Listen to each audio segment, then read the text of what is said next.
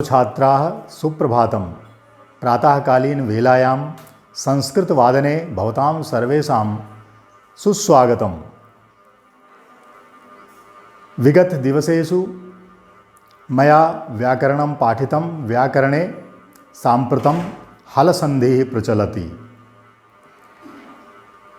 हलसन्धेः अग्रिमसन्धि वार्ताकरणात् पूर्वम् एकं श्लोकं श्रावयामि। अयं श्लोकः संस्कृतभाषायाः माहात्म्यं प्रकटयति।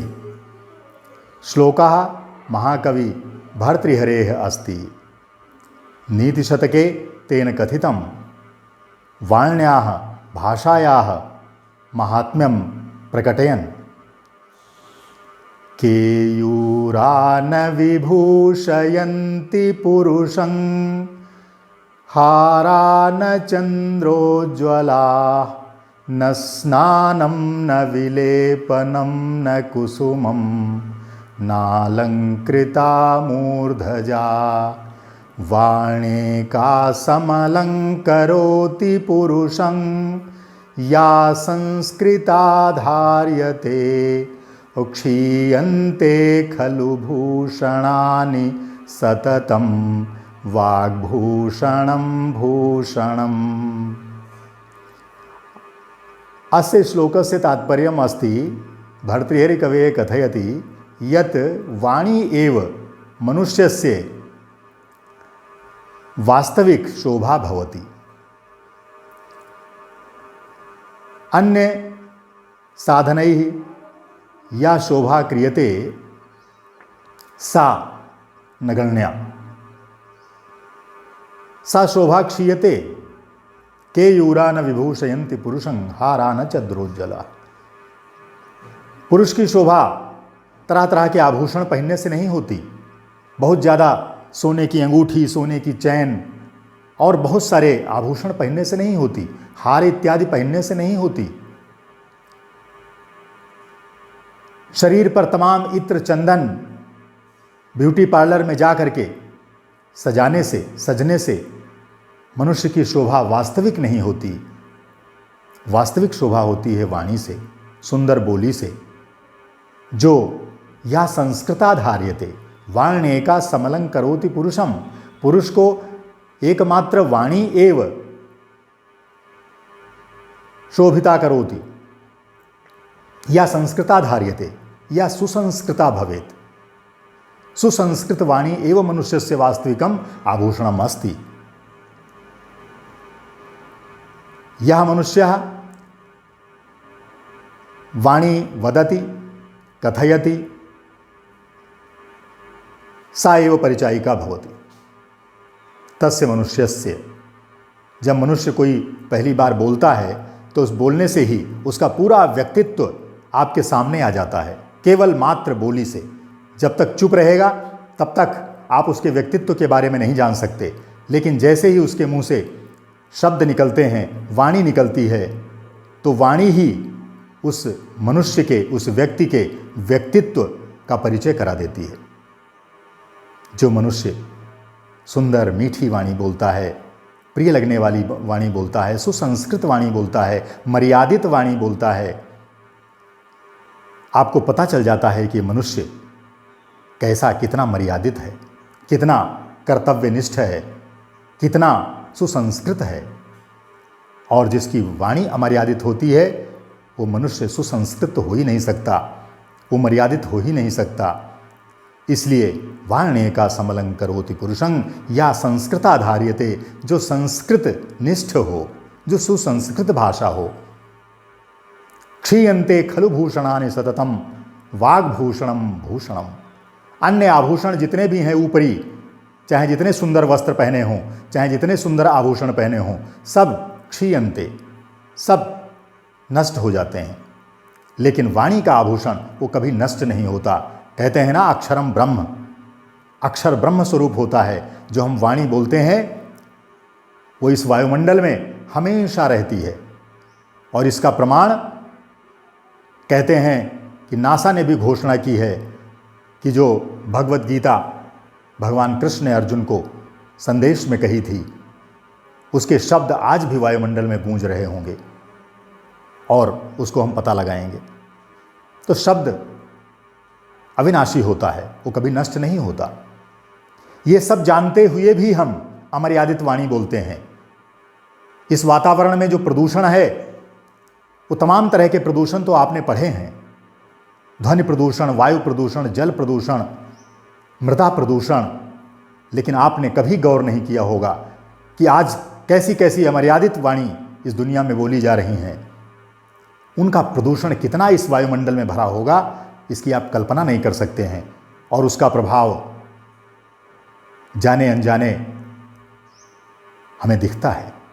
तो हमें हमेशा मर्यादित वाणी, सुसंस्कृत वाणी बोलनी चाहिए, संस्कृत निष्ठ वाणी बोलनी चाहिए। ये इस श्लोक का भाव था। तो आप हमेशा मीठी वाणी बोलिए, अच्छा व्यक्तित्व बनाइए। अब हम आते हैं अपने रोज की चर्चा पर, व्याकरण पर।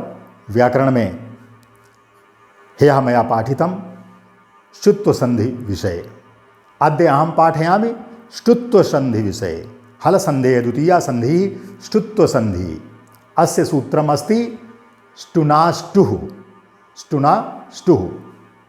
उत्तर पुस्तिकाम उद्घाट्य लिखत यदि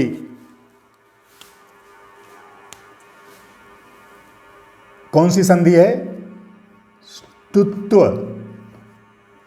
मूर्धन्य साधा है, टा में छोटा ऊ की मात्रा है, ताधा और व, स्तुत्व संधि। और अस्य संधेय सूत्रम अस्ति स्टुनाष्टुः।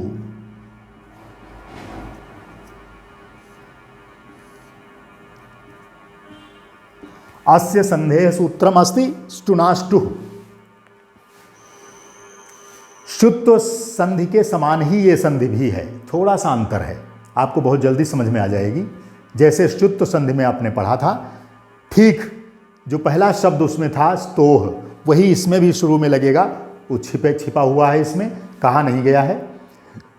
आपको हम बता दें कि ये जो व्याकरण का शास्त्र का जो ग्रंथ पाणिनि का अष्टाध्यायी है, ये बहुत संक्षिप्त में है, सूत्र रूप में है। इसमें सारा विस्तार नहीं बताया गया है, सूत्र रूप में सूत्र कहे गए हैं, तो इसीलिए उनका नाम ही सूत्र है। यहाँ पर स्तोह भी लगेगा, वो इसमें कहा नहीं गया है, लेकिन वो पिछली वाली संधि से ही आप उठा लेंगे, तभी आपको इसका मतलब समझ में आएगा।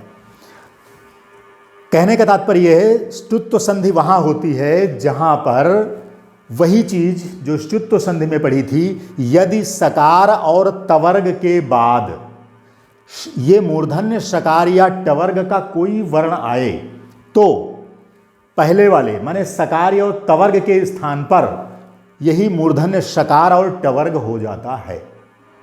स्टुह लिखा है लास्ट में, उससे वो परिणाम बता रहा है। पहला शब्द है स्टुना, दूसरा है स्टुह, और इससे पहला वर्ण स्तोह, उसको लगा लीजिए आप, पहले वाली संधि का ही, जो स्तोह चुना चूह में था वही स्तोह लगा लो। यदि स्तोह माने सकार या तवर्ग का योग मूर्धन्य सकार या टवर्ग के वर्ण के साथ होता है या उन वर्णों के साथ होता है, तो पूर्व वर्ण के स्थान पर माने सकार और तवर्ग के वर्णों के स्थान पर सकार और टवर्ग के वर्ण हो जाते हैं। इदमेव तात्पर्यम अस्य संधेः। अवगतम? पूर्व स्तुत्व संधिना सदृशम एव स्तुत्व संधि अस्ति। फिर से देखिए, यदि सकार या तवर्ग के बाद मूर्धन्य सकार या टवर्ग के वर्ण आते हैं तो पूर्व वर्ण के स्थान पर मूर्धन्य सकार या टवर्ग के वर्ण हो जाते हैं। उदाहरण से आप पूरी तरह से स्पष्ट हो जाएंगे। उदाहरण में लिखता हूं। पहला उदाहरण है रामस धन षष्ठः। दूसरा उदाहरण है रामस धन टीकते। तीसरा उदाहरण है पेश, ये मूर्धन्य शकार है, पेश में हलंत है प्लस ता। अगला उदाहरण है चक्रिन प्लस ढौकसे। चक्रिन प्लस ढौकसे, ये 4 उदाहरण हमने लिखे। 5वां उदाहरण भी एक और लिख लो, तत् प्लस टीका। ठीक है, 5 उदाहरण हो गए। अब इन उदाहरणों का आप समझिए संधि कैसे होगी। पहला है रामस धन षष्ठा। यहां पर प्लस से पहले शब्द है रामस, प्लस के बाद है शब्द षष्ठा। आप शब्दों पर ध्यान दीजिएगा सभी लोग। रामस में अंतिम है स, इसका योग हो रहा है, माने इसका मिलन हो रहा है मूर्धन्य शकार से, और वही इस नियम में कहा जाता है, कहा गया है स्टुनाष्टुह में, कि यदि सकार या तवर्ग का शकार या टवर्ग के साथ योग हो, तो यहाँ पर सकार का इस मूर्धन्य शकार के साथ योग हो रहा है, अर्थात इस नियम की शर्त पूरी हो रही है, तो फिर यहाँ पर ये संधि घटित हो जाएगी। ये संधि परिवर्तन कर देगी। क्या परिवर्तन करेगी? इस पूर्व सकार के स्थान पर स्टुनाष्टुह माने ये शकार या टवर्ग हो जाएगा। चूंकि यहाँ शा है तो शा, ये सा है तो इसकी जगह पर शा मूर्धन्य वाला यही वाला हो जाएगा, ये वाला। ठीक है, तो इसको ऐसे ही लिख दो, सा की जगह पर मूर्धन्य शा लिखना है, रामस, और फिर षष्ठा ऐसे ही लिख देना है। ठीक है, रामस षष्ठा, इस सा की जगह पर ये वाला शा हो गया, रामस षष्ठा। ठीक है, इसी तरह से दूसरा है रामस धंटीकते। यहां भी वही है, पहला सकार आया है, उसके आगे ट वर्ग का टकार आया है, तो नियमानुसार शर्त पूरी हो रही है, इसलिए ष्टुत्व संधि हो जाएगी। और जब संधि हो जाएगी तो इस सकार के स्थान पर यही मूर्धन्य शकार हो जाएगा। तुम इस सा की जगह पर मूर्धन्य शकार लिख दो, रामश, और आगे टीकते वैसे उतार देना है। बस केवल परिवर्तन इस सकार में हुआ है। ठीक है, इस सकार में ही परिवर्तन हुआ है, तो इसलिए वही लिखना है, यहां पर परिवर्तन करना है। बाकी राम वैसे रहेगा, टीकते भी वैसे रहेगा, रामश टीकते। अगला है पेश धंटा। यहां भी मूर्धन्य शा है। अब देखिए यहां पर भी देखिए इस नियम की शर्त पूरी हो रही है या नहीं, आप दोनों वर्णों से पता कर लेंगे। पहला वर्ण है पेश, यहां पर मूर्धन्य शकार आया है, ये वाला। फिर यहां पर ता का उसका योग हो रहा है, योग माने मेल हो रहा है, किससे? तवर्ग से। सकार या तवर्ग का मेल जब होता है शकार या टवर्ग से, तो यहां पर तवर्ग बाद में आया हुआ है, उससे कोई फर्क नहीं पड़ता है, योग माने मेल तो हो रहा है ना तकार का इस मूर्धन्य शकार से, तो नियम यहां पर फलित हो जाएगा। और जब फलित हो जाएगा नियम, तो फिर क्या बन जाएगा? यहां तक चूंकि ता ये बाद में आया है, परिवर्तन इसी में होगा, ता में, चूंकि यहां पर पहले आ रहे थे, ये देखो ता पहले आया है, यहाँ परिवर्तन होगा। यहाँ जो है ता बाद में है, तो उसमें परिवर्तन हो जाएगा, तो ता का क्या हो जाएगा? ये टवर्ग हो जाएगा, होगा यही शकार या टवर्ग, तो सा है तो शा होगा, और यहाँ पर चूंकि ता आया है इसलिए टा हो जाएगा, तो इसलिए टा कर दो यहाँ पर। तो पेश वैसे लिख दो, शा आधा कर दो, ये हलंत लगा के लिखा था, यहाँ हमने आधा कर दिया, और ता की जगह टा, ये परिवर्तन हो गया ष्टुत्व संधि के अनुसार, तो बन गया पेष्टा। ठीक है, चक्रिन ढौक से। चौथा उदाहरण है चक्रिन प्लस ढौक से। पहला शब्द है चक्रिन, उसमें देखो नकार आया है, माने सकार या तवर्ग का कोई वर्ण हो, तो त थ द ध न, तवर्ग का अंतिम वर्ण होता है जिसको अनुनासिक वर्ण कहते हैं, नकार। वो नकार आया हुआ है, और उसके आगे फिर शकार या टवर्ग के वर्ण के साथ उसका मेल हो रहा है। टवर्ग का ट ठ ड ढ, ये जो ढ वर्ण आया है ढौक से, ये टवर्ग का चौथा वर्ण है ट, ठ, ड, ढ। तवर्ग का ट वर्ग का चौथा वर्ण है, उसके साथ मेल हो रहा है, तो इसका मतलब है नियम की शर्त पूरी हो रही है। तो फिर क्या बदलेगा, ये न जो है इस तवर्ग का जो न है उसकी जगह पर क्या हो जाएगा, टवर्ग का अनुनासिक वर्ण ही होगा। क्योंकि यहाँ पर अनुनासिक ना नासिका से उच्चरित होने वाला वर्ण है, इसलिए इसके स्थान पर टवर्ग का अनुनासिक वर्ण अर्थात पांचवां वर्ण अंतिम वर्ण हो जाएगा। और वो क्या होता है मालूम है, ट, ठ, ड, ढ, अणा, अणा होता है। अब चूंकि आधा है ना, इसलिए आधा अणा हो जाएगा। तो बस ना की जगह आधा अणा कर दो, शेष वैसे ही लिख दो। ठीक है, लिखिए ऐसे ही चक्री, और इस ना की जगह अणा आधा कर दो, और ढौक से वैसे ही लिख दो।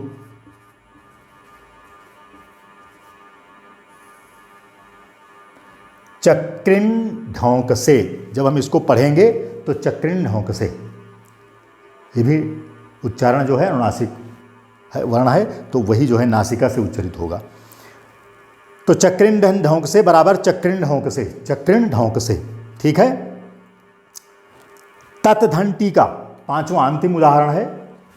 तत् प्लस टीका, यहां पर देखिए प्लस से पहले तवर्ग का ता आया है, नियमानुसार उसका मेल किससे हो रहा है, योग किससे हो रहा है, टवर्ग से, टवर्ग के ट से।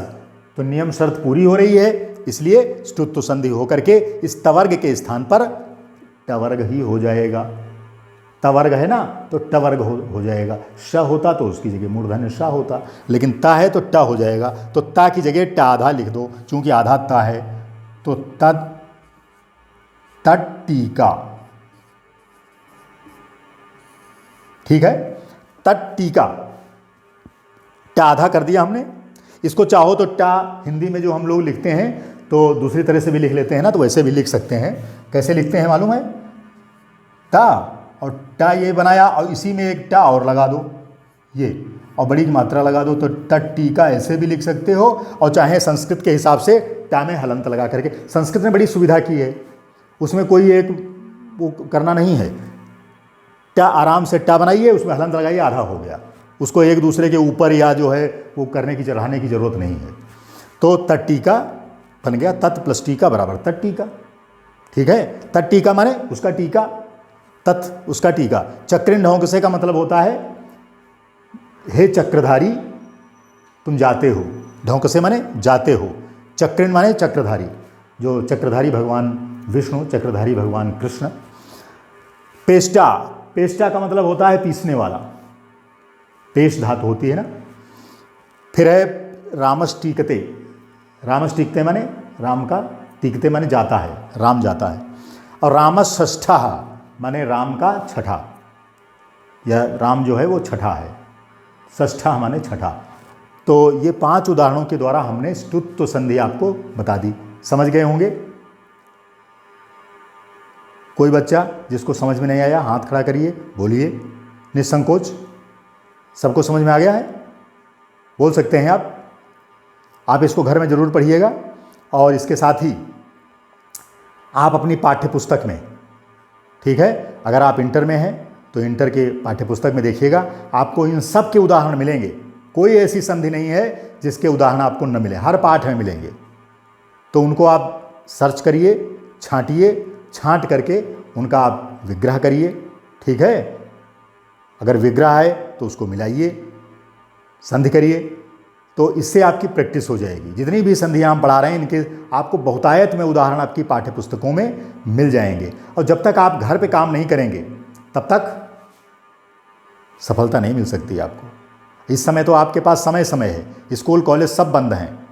ये दुनिया में ऐसी महामारी आई जिसने लाखों लोगों की जान ले ली, लेकिन लाखों लोगों के लिए हम टीचर्स और विद्यार्थियों के लिए एक तोहफा भी लेकर आई। स्कूल बंद हैं, आप बिल्कुल फ्री हैं। बहुत समय जो तमाम आपका समय इधर उधर व्यतीत होता था वो आप घर में रह करके और ठोस काम करके कर सकते हैं। माने अपनी पाठ्य पुस्तकों को आप जो है पाठ्य पुस्तकें खरीद लीजिए बाज़ार से और उनको पढ़िए, उनका अध्ययन करिए। ठीक है, व्हाट्सएप के द्वारा, फेसबुक के द्वारा, वीडियोज़ के द्वारा, टेलीविज़न के द्वारा, टेलीविज़न पे भी कार्यक्रम आ रहा है 1 बजे से 2:30 बजे तक दूरदर्शन पे आता है, आप उसको देखिए अलग अलग सब्जेक्ट का। यूट्यूब पर तमाम सारे जो है कोर्सेज, तमाम सारे क्लासों के पेपर्स टीचर के द्वारा बताए जाते हैं, उनको आप पढ़िए, ठीक है। तो उसके द्वारा आपका समय भी सदुपयोग होगा और आप जो है घर बैठे पढ़ाई भी कर सकते हैं, आप पीछे नहीं रहेंगे। स्कूल कब खुलेंगे अभी तो कोई संभावना नहीं है, जब खुलेंगे तो अभी टाइम लगेगा, समय लगेगा, तब तक आप घर पे ही इन्हीं माध्यमों से पढ़िए, ठीक है। बहुत बहुत धन्यवाद, थैंक यू।